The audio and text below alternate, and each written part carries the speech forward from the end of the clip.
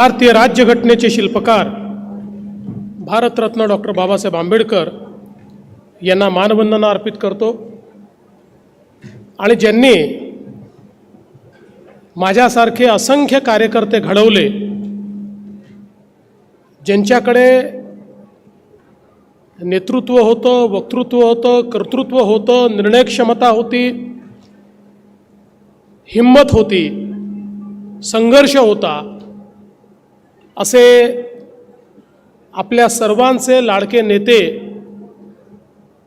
या महाराष्ट्राचे लोकनेते स्वर्गीय गोपीनाथरावजी मुंडे साहेब यांच्या पूर्णाकृती पुतळ्याच्या अनावरण प्रसंगी मंचावर उपस्थित असलेल्या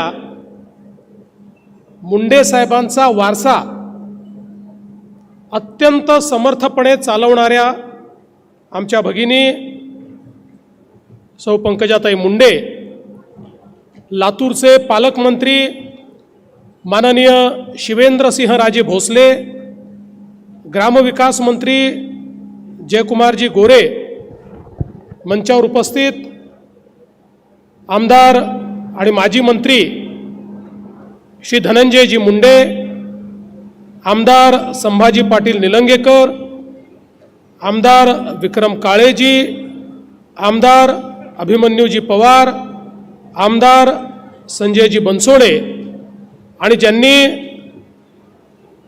मेहनत करून आजचा हा कार्यक्रम इतका भव्य केला, ते लातूर ग्रामीणचे लोकप्रिय आमदार रमेशप्पा कराड, संजयजी केळेकर, देवेंद्रजी कोठे, बसवराजजी पाटील, अजितजी कव्हेकर, पाशाजी पटेल, गोविंदजी केंद्रे, शिवाजीराव पाटील कव्हेकर, आमच्या अर्चनाताई पाटील चाकूरकर, संजयजी कोडगे, अरविंद पाटील निलंगेकर, ज्यांच्या काळामध्ये हा पुतळा या ठिकाणी स्थापित झाला, ते राहुल केंद्रेजी, बळवंत शिवसेनेचे बळवंत जाधवजी, मकरंद सावेजी, देविदास काळेजी, प्रेरणा होनराव, अमोल निडवदे, आपल्या जिल्हाधिकारी वर्षाताई ठाकूर, शहाजी उमाप, राहुल कुमार मीणा, अमोल तांबे, श्रीमती मानसी मीणा, मंचावरील सर्व मान्यवर पदाधिकारी, अधिकारी आणि माझ्यासमोर उपस्थित असलेले मुंडे साहेबांवर मनापासून प्रेम करणाऱ्या सर्व माझ्या भगिनी आणि बंधूंनो, आज लातूर जिल्हा परिषद, या जिल्हा परिषदेचे माजी सर्व पदाधिकारी, अधिकारी यांचं मी मनापासून अभिनंदन करतो, त्यांचे आभार मानतो की या जिल्हा परिषदेच्या आवारामध्ये लोकनेते गोपीनाथराव मुंडेजी यांचा पूर्णाकृती पुतळा स्थापित झाला, आणि माझं भाग्य समजतो की त्याचं उद्घाटन करण्याची संधी ही मला या ठिकाणी प्राप्त झाली, म्हणून खरोखर मनापासून आभार व्यक्त करतो. ताईंनी उल्लेख केला की एकीकडे स्वर्गीय विलासरावजी देशमुख यांचा पुतळा आहे.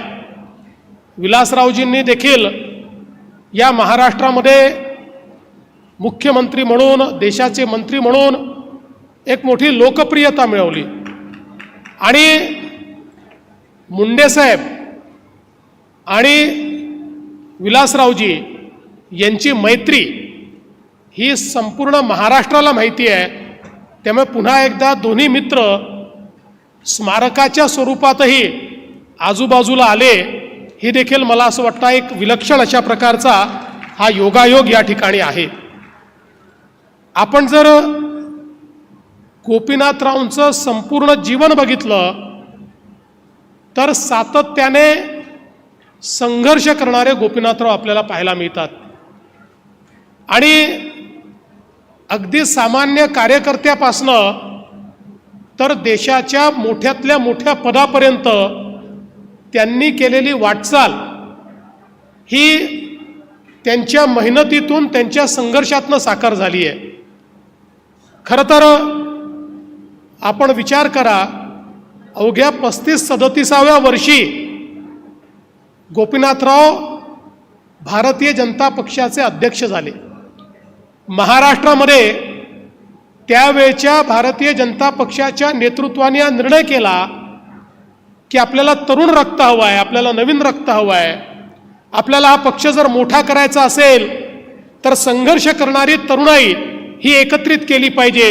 आणि मग अशा प्रकारचे अनेक तरुण हे भारतीय जनता पक्षाने त्यावेळी एकत्रित केले आणि त्यांचं नेतृत्व करण्याची संधी ही गोपीनाथरावजींना दिली. खरं म्हणजे त्यावेळेस पक्षामध्ये त्यांच्यापेक्षा अनेक ज्येष्ठ लोक होते, पण पक्षाला माहिती होतं की सामान्य माणसामध्ये जर आपल्याला पक्ष पोचवायचा असेल तर असा संघर्ष करणारा तरुण हा आपल्याला पक्षाचा नेता म्हणून दिला पाहिजे. आणि गोपीनाथरावनी त्या ठिकाणी जेव्हापासनं पक्षाची धुरा सांभाळली त्यानंतर कधी मागे वळून बघितलं नाही. इतकं मोठं संघटन हे गोपीनाथरावजींनी तयार केलं. आज आपण पाहतोय भारतीय जनता पार्टी महाराष्ट्रातला सर्वात मोठा पक्ष आहे, देशातला तर आहेच, पण महाराष्ट्रातला सर्वात मोठा पक्ष म्हणून भारतीय जनता पार्टी ज्यावेळेस आपल्याला पाहायला मिळतो, याची नीव ठेवणारे, याचे पायवा ठेवणारे जे काही बोटावर मोजण्या इतके लोक आहेत, त्यातलं ठळक नाव, प्रमुख नाव जर कुठलं असेल तर ते गोपीनाथरावजी मुंडे यांचं आहे. हे देखील आपल्या सर्वांना कबूल करावं लागेल. आणि मग त्यांनी वेगवेगळ्या यात्रांच्या माध्यमातून एक मोठा संघर्ष उभा केला. आणि आपल्याला माहिती आहे 90च्या दशकामध्ये ज्यावेळेस गोपीनाथरावांना विरोधी पक्षनेता पद मिळालं, महाराष्ट्राच्या राजकारणामध्ये विरोधी पक्षनेते कसे असावे याचं जेव्हा आपण उदाहरण देतो तेव्हा पहिलं नाव आपल्या डोळ्यासमोर हे गोपीनाथराव मुंडेंचं येतं. आपल्याला माहिती आहे की आपण इतिहासात ऐकतो की मुघलांना संताजी धनाजी हे पाण्यामध्ये देखील दिसायचे. तशी अवस्था 90च्या दशकामध्ये झाली होती. त्यावेळेस मुघल नव्हते, मी विरोधकांना मुघल म्हणत नाही, नाहीतर कोणीतरी म्हणेल विरोधकांना मुघलच म्हटलं, पण तेव्हाच्या सत्ताधाऱ्यांना रात्री झोपेतही गोपीनाथरावजीच दिसायचे. आणि उद्या गोपीनाथरावजी काय गौप्यस्फोट करतील याची धडकी ही त्या ठिकाणी सत्तारूढ पक्षाला असायची. एक एक राजकारणाच्या गुन्हेगारीकरणाच्या विरुद्ध एक एक विषय जो गोपीनाथरावजींनी मांडला. आणि विषय मांडत असताना अलीकडच्या काळामध्ये लोक हवेत बार सोडतात, पुरावे काहीच नसतात, बोलून निघून जातात, दुसऱ्या दिवशी वेगळं बोलतात, अनेक वेळा मीडियाही त्यांना विचारत नाही. पण गोपीनाथराव मुंडे अशा व्यक्तीचं नाव होतं ज्याने विधानसभेमध्ये उभं राहून आरोप केला तर कधीच आरोप परत घेण्याची वेळ त्यांच्यावर आली नाही. समोरच्याचा राजीनामा घेऊनच ते खाली बसले. अशा प्रकारचं गोपीनाथरावांचं काम होतं. आणि म्हणून राजकारणाच्या गुन्हेगारीकरणावर एक एक ज्यावेळेस त्यांनी त्या ठिकाणी काम करणं सुरू केलं आणि मग ज्या काळामध्ये या महाराष्ट्रामध्ये दाऊदचा बोलबाला होता त्यावेळी थेट सभागृहामध्ये उभं राहून दाऊदला देखील आव्हान देण्याचं काम हे गोपीनाथराव करायचे. आणि त्या काळच्या सत्ताधाऱ्यांना तुम्ही कसे दाऊद खाली दबलेले आहात हे सांगण्याचं धारिष्ट देखील गोपीनाथराव मुंडेंमध्ये होतं. आपल्याला माहिती आहे ज्या प्रकारे त्यांनी एक एक त्या काळामध्ये घोटाळे बाहेर काढले, एक एक त्या ठिकाणी स्कॅम बाहेर काढले, त्यातून खऱ्या अर्थानं महाराष्ट्रामध्ये एक वातावरण उभं झालं. आणि 1995ला त्याच वातावरणामध्ये गोपीनाथरावजी संघर्ष यात्रा घेऊन निघाले आणि त्या संघर्ष यात्रेने खऱ्या अर्थानं उभा महाराष्ट्र ढवळून काढला. आपल्याला माहिती आहे संघर्ष यात्रा ज्या गावात जायची त्या ठिकाणी गावच्या गावं रिकामी व्हायची. अनेक ठिकाणी जेव्हा संघर्ष यात्रा एखाद्या गावात जाऊ शकायची नाही त्यावेळेस अख्खं गाव रिकामं येऊन त्या ठिकाणी मोठ्या रस्त्यावर यायचं, महामार्गावर यायचं, कारण त्यांना गोपीनाथरावजींची एक झलक पाहायची असायची. अशा प्रकारची संघर्ष यात्रा काढून या महाराष्ट्रामध्ये एकीकडे गोपीनाथराव आणि दुसरीकडे हिंदुहृदय सम्राट शिवसेना प्रमुख बाळासाहेब ठाकरे यांनी अशा प्रकारचं रान पेटवलं की महाराष्ट्रामध्ये परिवर्तन घडलं आणि महाराष्ट्रात पहिल्यांदा महायुतीचं सरकार आलं. या सरकारमध्ये देखील अनेक खाती त्या ठिकाणी मुंडे साहेबांनी पाहिली. ऊर्जा खातं असेल, पाटबंधारे खातं असेल, पण सगळ्यात महत्वाचं खातं जे मुंडे साहेबांनी सांभाळलं ते म्हणजे गृह खातं. कारण तो काळ राजकारणातल्या गुन्हेगारीकरणाचा होता. मुंबईमध्ये एखाद्या श्रीमंत व्यक्तीने गाडी घेतली तर त्याला 1 तासात फोन यायचा, खूप पैसा तुझ्याकडे आलाय, गाडी घेतली आहे, आम्हाला एवढे पैसे पाठवून दे, नाहीतर तुझ्यावर आम्ही हल्ला करू. अशा प्रकारची अवस्था होती. काळी दिवाळी लोक साजरी करायचे अशी अवस्था होती. अशा वेळी मुंडे साहेबांनी सांगितलं, या ठिकाणी मी हा गुंडाराज चालू देणार नाही, अंडरवर्ल्डचं राज्य चालू देणार नाही. आणि त्या काळामध्ये मकोका सारखा कायदा हा मुंडे साहेबांनी तयार केला आणि एन्काउंटर सुरू झाले. गोळीचं उत्तर गोळीने देणं चालू झालं आणि अशा प्रकारची दहशत तयार झाली की अंडरवर्ल्डमध्ये कोणाची हिम्मत कोणाला फोन करायची राहिली नाही. अंडरवर्ल्डच्या विळख्यातनं या महाराष्ट्राला बाहेर करणारे गृहमंत्री जर कोणी होते तर ते आपले गोपीनाथराव मुंडे होते. याचा मला अतिशय अभिमान आहे. आणि म्हणून हजारो गोष्टी त्या काळातल्या सांगता येतील की ज्या मुंडे साहेबांनी एक प्रकारे या महाराष्ट्राला नवीन महाराष्ट्र घडवण्याकरता केलेल्या आपल्याला पाहायला मिळाल्या. आणि म्हणून मुंडे साहेबांचं नेतृत्व कसं होतं, त्यानंतर जवळपास 15 वर्ष राज्यातही सरकार नाही आणि नंतर देशातही सरकार नाही अशी परिस्थिती 2004 नंतर होती. 1999ला आपलं सरकार अगदी थोड्या मतांनी गेलं, पण मुंडे साहेबांनी संघर्ष सोडला नाही. आणि एखादा व्यक्ती कसा असो बघा, मी अगदी जवळून बघितलेलं आहे. खरं तर अनेक वेळा पदं गेली की लोक फारसं विचारत नाही. पद असली की समोर समोर करणारी लोक पद गेल्यानंतर दिसतही नाही. पण 15 वर्ष पदावर नसतानाही मुख्यमंत्र्यापेक्षा जास्त रुबाब असलेला नेता जर कोणी असेल तर ते आमचे गोपीनाथराव मुंडे होते. पदाची आवश्यकताच नव्हती. गोपीनाथराव ज्यावेळी रस्त्याने निघायचे त्यावेळी मुख्यमंत्री उपमुख्यमंत्र्यापेक्षा देखील जास्त लोकांचं समर्थन, साथ आणि आशीर्वाद हा मुंडे साहेबांना मिळायचा. आणि या सगळ्या संघर्षामध्ये मला या गोष्टीचा अतिशय मनापासून आनंद आहे की मला खूप जवळून त्यांच्यासोबत काम करायला मिळालं. विधानसभेमध्ये विशेषतः मला एक फायदा होता, मी वयाने लहान होतो, त्यामुळे मुंडे साहेब सगळी कामं मला सांगायची. कुठली गोष्ट करायची असेल तरी मला जबाबदारी द्यायची. त्यामुळे इतक्या गोष्टी त्यांच्याकडनं शिकायला मिळाल्या. एखाद्या प्रसंगामध्ये काय केलं पाहिजे, कसं उत्तर दिलं पाहिजे, कशी कुरघोडी केली पाहिजे, याची जी हातोटी त्या ठिकाणी गोपीनाथरावजींकडे होती असे फार कमी लोक आपल्याला पाहायला मिळतात. अलीकडच्या काळामध्ये आपल्याला अशा प्रकारच्या डिबेट्स पाहायला मिळत नाहीत. पण गोपीनाथरावजी ज्यावेळेस एकेका विषयावर सरकारचे साल्ट काढायचे त्यावेळी त्यांची बोलण्याची जी शैली होती त्यातला खुमासदारपणा होता. समोरच्यावर वज्राघात करत असताना देखील त्याला सहनही होत नाही आणि सांगताही येत नाही अशी परिस्थिती ते करायचे. त्याच्याशी संबंध त्यांनी कधी खराब केले नाहीत, संबंध चांगले असायचे.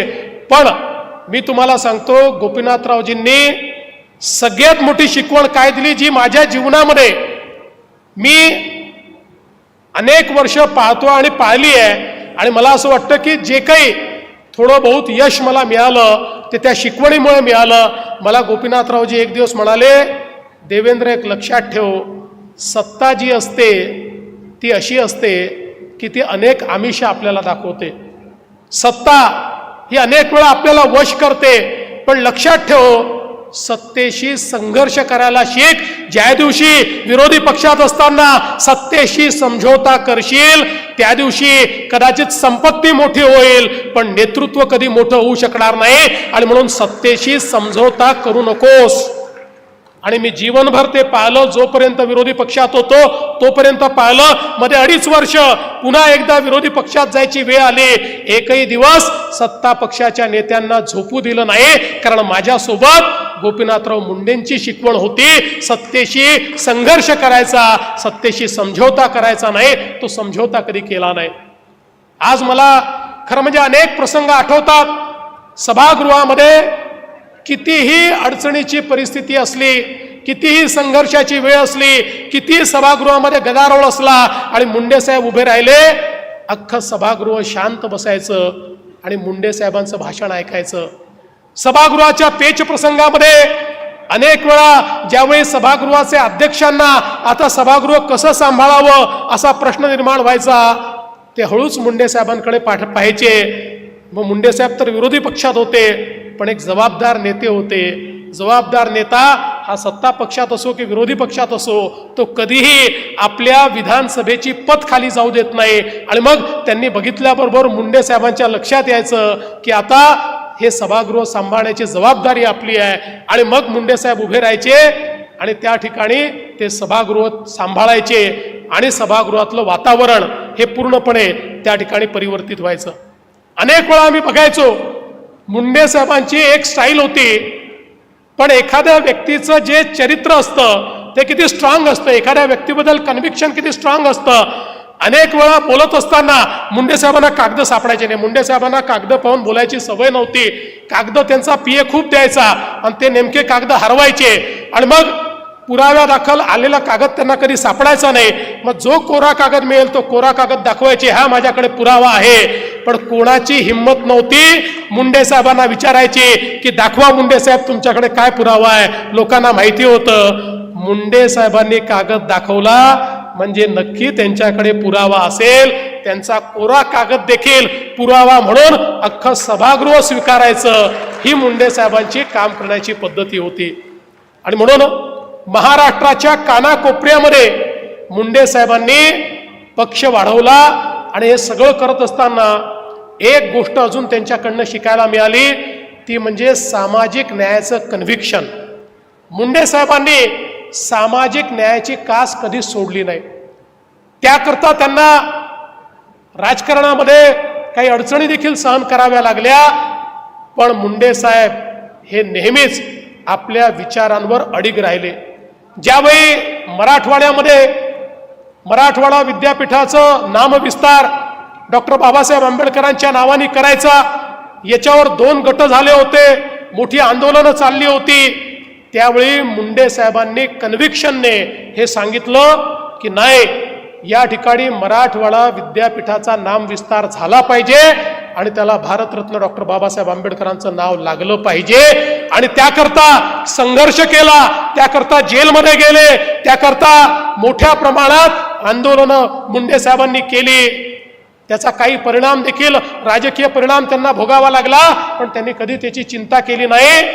दलित, आदिवासी, ओबीसी, भटके, विमुक्त यांच्याकरता गोपीनाथराव मुंडे हे हक्काचं घर होतं.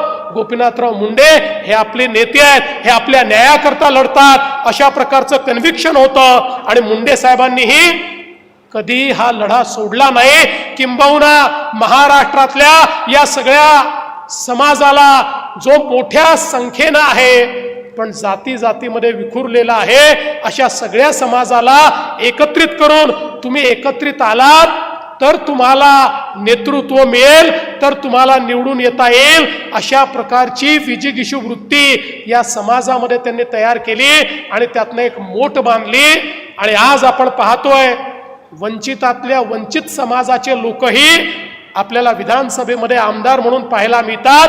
याचं कारण ही सगळी मोठ ही मुंडे साहेबांनी त्या काळामध्ये बांधली. आणि या महाराष्ट्रातल्या सामान्य माणसाला तुलाही स्वप्न पाहायचा अधिकार आहे हे मुंडे साहेबांनी त्या ठिकाणी सांगितलं. आणि म्हणूनच हे जे सामाजिक न्यायाचं त्यांचं कन्व्हिक्शन होतं हे अत्यंत महत्वाचं होतं. पण यातनं दुसरं शिकण्यासारखं काय आहे, मुंडे साहेबांनी ओबीसीची मोड बांधली. ओबीसीचे नेते म्हणून मुंडे साहेबांकडे पाहिलं गेलं, पण ओबीसीचे नेते म्हणून त्यांच्याकडे पाहत असताना ते इतर कुठल्या समाजाच्या विरोधात आहे असं कोणीच कधी त्यांच्याबद्दल म्हणू शकलं नाही. इतर समाजांनाही मुंडे साहेबांबद्दल तेवढंच प्रेम होतं. आजच्या राजकारण्यांना हे शिकावं लागेल आणि आजच्या माध्यमांनाही हे समजावं लागेल. एखाद्या समाजाचं त्या ठिकाणी कल्याण झालं पाहिजे याकरता दुसऱ्या समाजाचा दुस्वास करण्याची आवश्यकता नाही आहे. आपण सगळे एकत्रितपणे या महाराष्ट्राचं कल्याण करण्याकरता चाललो. त्यामुळे ज्या ज्या समाजामध्ये जो जो वंचित आहे त्या प्रत्येकाचं कल्याण करण्याची जबाबदारी ही आपल्या राज्यकर्त्यांकरता आहे, ही सगळ्या नेत्यांकरता आहे. अशा प्रकारची भावना जी गोपीनाथरावजींनी जीवनभर जोपासली, ती भावना जोपासण्याची आजच्या राज्यकर्त्यांना आवश्यकता आहे. ती समजून घेण्याची आवश्यकता आजच्या राजकीय परिस्थितीमध्ये आहे. आणि म्हणूनच मला असं वाटतं की खरं तर त्यांच्या जीवनामध्ये मला इतक्या गोष्टी जवळून पाहायला मिळाल्या की त्या प्रत्येक गोष्टीचा उल्लेख जर मी करू लागलो तर कदाचित तास 2 तास देखील कमी पडतील. ते ज्यावेळेस लोकसभेमध्ये गेले, आपल्याला माहिती आहे लोकसभेमध्ये गेल्यानंतर ते उपनेते झाले. अनेक वेळा महाराष्ट्रातनं गेलेले नेते हे लोकसभेमध्ये हरवून जातात. वर्षानुवर्ष 40 वर्ष महाराष्ट्रात राजकारण केलेले गोपीनाथरावजी लोकसभेमध्ये गेल्यानंतर पहिल्याच अधिवेशनात त्यांनी आपली चुणूक दाखवली आणि त्यानंतर लोकसभेला देखील त्यांनी आपलंसं करण्याचं काम केलं. खरं म्हणजे आपलं सगळ्यांचं दुर्दैव आहे की गोपीनाथरावजींना केंद्रीय मंत्री म्हणून काही दिवसाचाच काळ मिळाला. जर गोपीनाथरावजी ग्रामविकास विभागाचे मंत्री म्हणून केंद्रात काम करत होते, गोपीनाथरावजींना अधिक काळ मिळाला असता तर या देशामध्ये एक चमकता तारा म्हणून, या देशाचे नेते म्हणून गोपीनाथजींना आपण पाहू शकलो असतो. मगाशी रमेशप्पा तुम्ही सांगितलं हे खरं आहे की गोपीनाथजींनी त्या सभेमध्ये हे सांगितलं की देशात नरेंद्र आणि महाराष्ट्रात देवेंद्र. पण त्याच्यानंतर मला माध्यमांनी विचारलं, गोपीनाथरावजी होते, मी माध्यमांना सांगितलं हे काही म्हणू द्यात पण आम्ही गोपीनाथरावजींना उधारीवर मोदीजींना दिलाय. विधानसभेची निवडणूक झाली की आम्ही गोपीनाथरावजींना परत आणणार आहोत आणि या महाराष्ट्राचा मुख्यमंत्री बनवणार आहोत. खरं म्हणजे आमचं ते स्वप्न दुर्दैवाने पूर्ण होऊ शकलं नाही. आज खरं म्हणजे ज्यावेळी या पदावर मी बसतो त्यावेळी मला याची जाणीव असते की गोपीनाथरावजींसारख्या व्यक्तींनी केलेल्या या बलिदानामुळे, त्यांनी केलेल्या संपूर्ण या कार्यामुळे आज आमच्यासारख्या मंडळींना ही सगळी पदं भोगता येत आहेत. आणि म्हणूनच मला असं वाटतं की शेवटी आपण एखादा पुतळा का बांधतो तर तो पुतळा याकरता बांधतो की त्यांनी आपल्याला जो मार्ग दाखवलेला आहे त्या मार्गावर चालण्याकरता पुतळा बांधतो. आणि म्हणून मला या गोष्टीचं समाधान आहे की ज्या गोष्टी करता गोपीनाथरावजींचा सातत्याने आग्रह असायचा ती प्रत्येक गोष्ट करण्याचा प्रयत्न आम्ही करतो. आज आपल्याला माहिती आहे की या ठिकाणी गोपीनाथरावजींनी संघर्ष केला. या मराठवाड्याच्या हिस्स्याचं पाणी जे पळवून नेण्यात आलं होतं, वर्षानुवर्ष मराठवाड्याला या ठिकाणी तहानलेलं ठेवण्याचं काम हे तेव्हाच्या राज्यकर्त्यांनी केलं. आपलं सरकार 14ला आल्यानंतर पहिल्या झटक्यामध्ये मराठवाड्याच्या हिश्श्याचं 7 TMC पाणी आपण मराठवाड्याला परत आणलं आणि आज त्याचं काम होत आहे आणि आमच्या बीड जिल्ह्यापर्यंत आता ते पाणी पोहोचतंय. आणि दुसरं त्यांचं स्वप्न होतं, गोदा परिक्रमा त्यांनी केली, या मराठवाड्याला दुष्काळ मुक्त करण्याचं त्याचंही काम आपण सुरू करतोय. जवळपास 54 TMC पाणी वाहून जाणारं हे गोदावरीच्या खोऱ्यामध्ये आणून या मराठवाड्याला पूर्णपणे दुष्काळ मुक्त करण्याचं मुंडे साहेबांचं स्वप्न हे आम्ही निश्चितपणे या ठिकाणी पूर्ण करणार आहोत. आपल्याला माहिती आहे या ठिकाणी नगर, परळी, बीड रेल्वेचं त्यांचं स्वप्न होतं. ते स्वप्नाकरता त्यांनी संघर्ष केला. मला आनंद वाटतो मोदीजींच्या नेतृत्वात आम्ही, पंकजाताई, आम्ही सगळ्यांनी प्रयत्न केले. आता त्याचं काम अंतिम टप्प्यामध्ये आहे. आपण रेल्वेचा एक टप्पा सुरू केला, आता अंतिम टप्पा देखील आपण सुरू करणार आहोत। एक एक करून या ठिकाणी जे काही मुंडे साहेबांचे स्वप्न आहेत ते स्वप्न पूर्ण करण्याचं काम आम्ही करतोय। आणि म्हणून रमेश अप्पा, तुम्ही चिंता करू नका, मुंडे साहेबांच्या रेणापूरचं तुम्ही नेतृत्व करताय, आता हा लातूर ग्रामीण जिल्हा झालेला आहे, त्यामुळे तुमच्याकडे आमचं विशेष लक्षच राहणार आहे। कारण तुमच्या मतदारसंघाची सेवा केली तर आमच्या मुंडे साहेबांची सेवा केल्याचं आम्हाला त्या ठिकाणी प्रत्यय येणार आहे। आणि म्हणून आपण ज्या मागण्या केलेल्या आहेत त्या मागण्या ज्या आहेत त्या पुढे नेण्याचा प्रयत्न आम्ही निश्चितपणे करू। आज मला आनंद वाटतो, मागच्या काळामध्ये या लातूरमध्ये देखील मोठ्या प्रमाणात आपण काम करण्याचा प्रयत्न केला आणि त्या माध्यमातून आज रेल्वे कोच फॅक्टरी इथली सुरू झाली। आजच त्या रेल्वे कोच फॅक्टरीचं आम्ही आढावा घेतला। 1000 लोकांना त्यांनी आतापर्यंत एम्प्लॉयमेंट दिली आहे, पण त्यांचं म्हणणं आहे पुढच्या वर्षी जेव्हा आम्ही कोच फॅक्टरीचं ची पूर्ण सुरुवात करू, प्रोडक्शनची पूर्ण सुरुवात करू आणि पहिली रेक जेव्हा तयार होईल त्यावेळी 10,000 लोकांना आम्ही एम्प्लॉयमेंट या कोच फॅक्टरीमध्ये देऊ। पण आज त्यांना मी दरडावून सांगितलंय, एम्प्लॉयमेंट 10,000ची आनंदाची गोष्ट आहे, पण ती स्थानिकांनाच मिळाली पाहिजे, हा आमचा आग्रह आहे। आणि म्हणून जिल्हाधिकाऱ्यांना देखील मी सांगितलेलं आहे, आपले ITI असतील, पॉलिटेक्निक असतील, इंजिनिअरिंग कॉलेज असतील, आपल्या स्किल इन्स्टिट्यूट असतील, सगळीकडे त्यांच्या सोबत बसून त्यांना पाहिजे तसं ह्युमन रिसोर्स, तसं मानव संसाधन तयार करा, हे मी सांगितलेलं आहे। आणि ते मानव संसाधन तयार करून या आमच्या लातूरच्या मुलांच्या हाताला काम मिळालं पाहिजे, हा आमचा प्रयत्न आहे। एक प्रकारे आमच्या नेत्याला दिलेली ती श्रद्धांजली या ठिकाणी ठरणार आहे। आणि यासोबत लातूरच्या पाणी पुरवठा योजना 291 कोटी रुपयाची ताई संदर्भात आज सगळ्या नेत्यांनी माझ्यासमोर मांडलं। मी आजच तुम्हाला सांगतो, लातूरची पाणी पुरवठा योजना आणि लातूरचं सामान्य रुग्णालय या दोघांनाही मी आजच मान्यता देतो। आणि या संदर्भात निश्चितपणे, कारण मुंडे साहेबांचं जेवढं प्रेम बीडवर होतं तेवढंच लातूरवर होतं, तेवढंच मराठवाड्यावर होतं। आणि म्हणून ही सगळी कामं आज त्यांच्या स्मृती जागृत करताना या ठिकाणी काढताना मला अतिशय आनंद होतोय। मागच्या काळामध्ये आमच्या संभाजी भैयांनी अतिशय चांगलं काम पाण्यामध्ये या ठिकाणी केलं, जलयुक्त शिवारचं काम अतिशय सुंदर पद्धतीने त्यांनी केलं। आणि आता अनेक सिंचनाचे प्रकल्प जे आहेत ते आपण पूर्णत्वास देतो आहोत आणि त्यासोबत काही जुन्या प्रकल्पाची एफिशियन्सी आपल्याला वाढवायची आहे, त्याचाही प्रयत्न आपण या निमित्ताने करणार आहोत। आमच्या अभिमन्यू पवारांनी या ठिकाणी मोठ्या प्रमाणात शेत रस्त्यांची कामं केली। आता मला सांगताना आनंद वाटतोय की आपल्या सरकारने नवीन शेत रस्त्यांची योजना हातामध्ये घेतली आहे। पुढच्या 5 वर्षामध्ये 100% शेत रस्ते हे पक्के बनवायचा निर्णय आपण या ठिकाणी घेतलेला आहे आणि आमचे जयकुमारजी त्याकरता पूर्ण प्रयत्न जो आहे तो करतायत। खरं म्हणजे मला या गोष्टीचा आनंद आहे की आता लातूरला संभाजी राजेंसारखा एक अतिशय समर्थ अशा प्रकारचा पालकमंत्री आम्ही दिलेला आहे। आणि त्यामुळे शिवेंद्रराजेंसारखा एक अतिशय सक्षम असा पालकमंत्री आम्ही दिलेला आहे। त्यामुळे मला विश्वास आहे की पुढच्या काळात लातूरकरांची स्वप्न आम्ही पूर्ण करू।